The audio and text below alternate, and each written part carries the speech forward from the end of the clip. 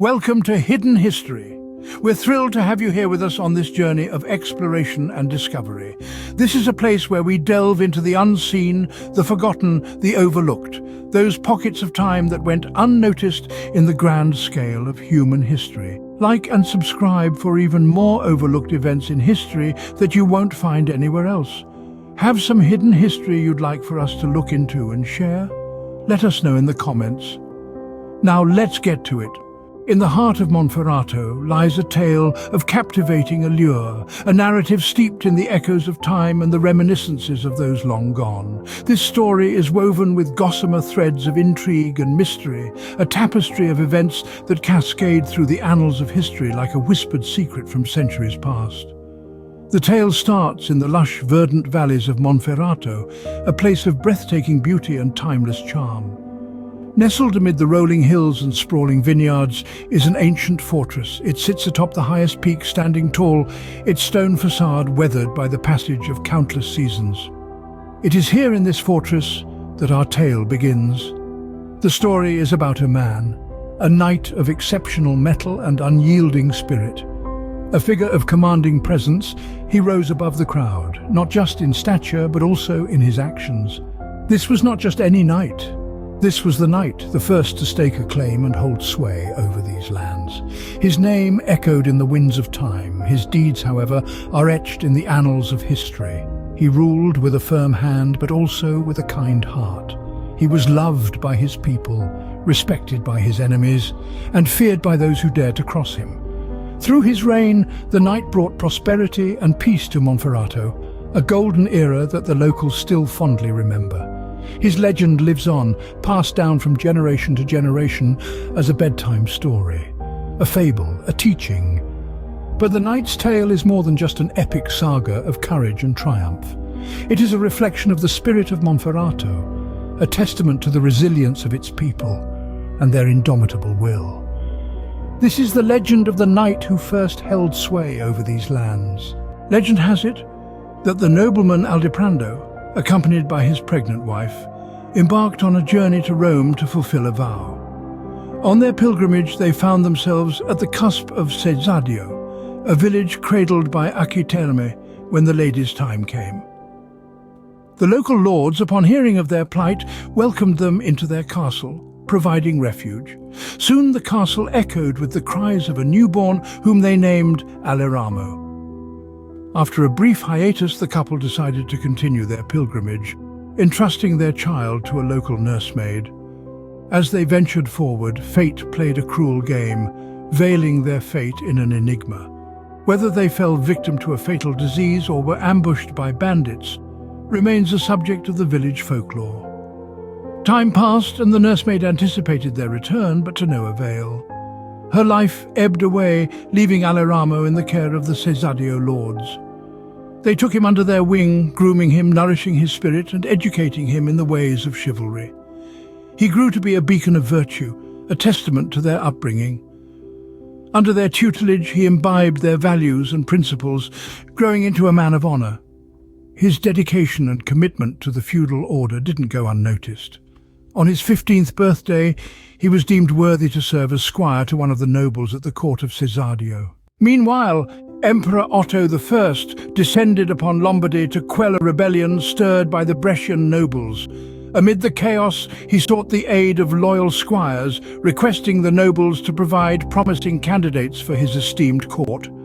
Responding to the emperor's summons, the Lord of Cesadio agreed to send his finest, a young man by the name of Aleramo. As Aleramo graced the royal court, his refined elegance and dignified demeanor instantly enthralled Emperor Otto I. The emperor was deeply moved by Aleramo's personal tale of hardship and struggle, compelling him to welcome Aleramo into the court with open arms. This young, courteous and charismatic squire soon found himself the center of admiration and intrigue among the noble women, captivating all with his charm grace. Among the nobility, one young woman was particularly captivated by him, Adelasia, the emperor's ethereally beautiful daughter. She was the apple of Otto's eye, his precious gem, and he had grand plans for her future, involving a match with a prestigious noble. However, love, in its most unpredictable nature, had a different plan.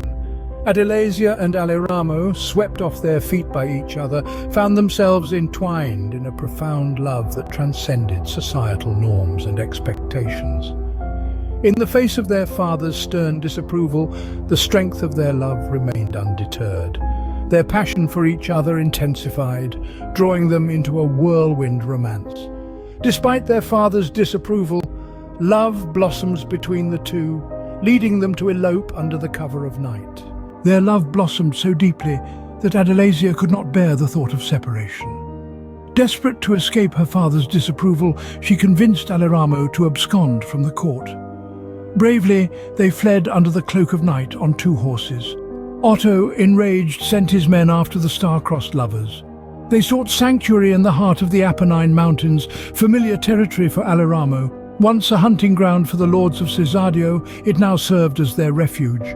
Alassio, an ancient city, loomed in the distance, destined to bear witness to their story. In the midst of harsh conditions, they struggled for survival. Aleramo built a shelter from logs and brushwood, turning to charcoal burning to eke out a livelihood.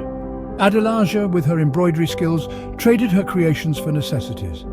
Their story took a turn when Aleramo crossed paths with the Bishop of Albenga.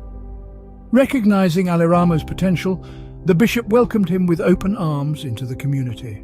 One day, Aleramo ventured to sell charcoal to the bishop, whose discerning eye and kind demeanor led to Aleramo's entry into his service. Many years later, Emperor Otto once again requested help to suppress another Brescian rebellion. Answering this call, the bishop sent knights, including Aleramo, to Otto's court. Aleramo, who had since become an assistant cook, found himself in a crucial role when Otto's cherished nephew was captured by the rebels. The Brescians demanded Otto's withdrawal, threatening the nephew's life. Burdened by loyalty, Aleramo rode to the enemy camp. Despite doubts, after all he was a cook's assistant, his eloquence convinced the Brescians to free the captive. When Otto's nephew returned, the knights remained silent about his rescuer, and it was a cook who revealed Aleramo's heroism. Presented to Otto, Aleramo, still covered in soot, revealed his identity, despite the emperor's potential fury.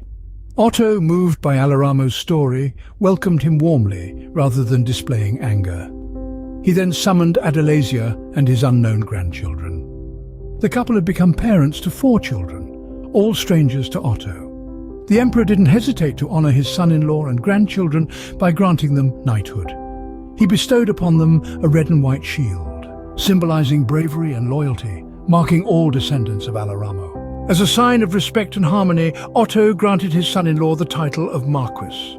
As a Marquis, he needed a realm to administer. Otto promised to give Aleramo a region between Liguria and Piedmont, as large as he could traverse on horseback in 3 days and 3 nights. So Aleramo embarked on his journey for 3 days on 3 different horses, marking the boundaries of his future dominion. However, the journey wasn't without difficulties. In a barren area, Aleramo's horse lost a shoe. With no blacksmith around and a lack of adequate tools, he improvised. He used a brick, known as mun in the Piedmontese dialect of that era, to shoe the horse, Frra. Out of this incident, the name Monferrato was born. Since, for hundreds of years, the Aleramici dynasty ruled over this magnificent land, enriching it and increasing its significance. Now, whenever you journey across Monferrato, remember the legend of Aleramo, visualizing him galloping over its soft hills, a symbol of everlasting love and courage. There you have it. If you enjoyed this episode and want to continue this journey with us, then you can show your support by liking this video and subscribing to our channel. It takes just a second, but it means the world to us.